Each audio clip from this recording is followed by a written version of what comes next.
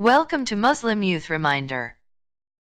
Daughters are so special that when a male marries a female, he is reminded constantly that who you have married is the special child of someone, dear to someone. So we tell the husbands that when you look at your wife, don't just look at her as your wife.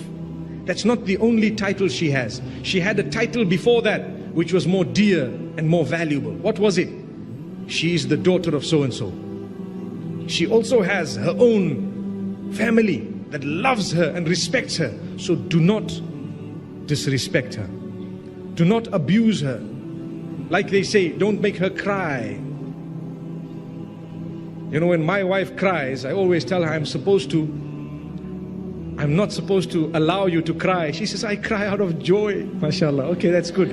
That's a good sign. So if you're crying out of joy and happiness, alhamdulillah. But if you're crying out of, sadness, you're stuck, there's no way forward, wallahi, Allah has heard the cry of a wife and a daughter. If you take a look at Surah Al-Mujadalah, named after a woman who came through in order to present her case to Muhammad sallallahu alaihi wasallam, where the husband became disinterested in her. Listen to this. I tell you, very interestingly, there was a woman known as Khawla binti Tha'laba radiyallahu anha. So what happened to her is, she was married. She complained because her husband started losing interest or showed disinterest. He was not interested. And he started saying whenever she was trying to get his attention, he would say, you're just like my mother, man.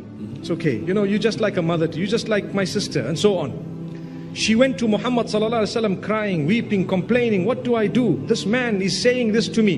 He refuses to touch me, and at the same time, he is the one who impregnated me. He gave me the children. He is the one who did this. When I married him, I was in tip-top shape, and so on.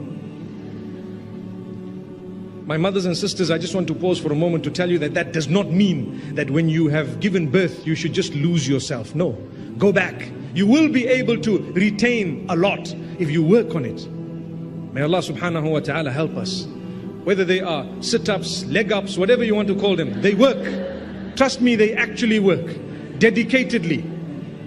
So don't use a hadith in order for you to throw yourself, to the side. No, work on it.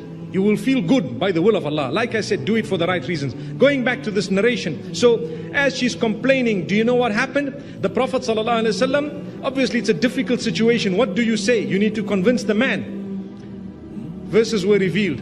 Indeed, Allah has heard the argument of the woman who has come to you complaining to Allah subhanahu wa ta'ala. Allah has heard it, and then He gives the response, and it's a long set of verses where Allah speaks of the punishment of those who say those type of statements and how special and important the woman is.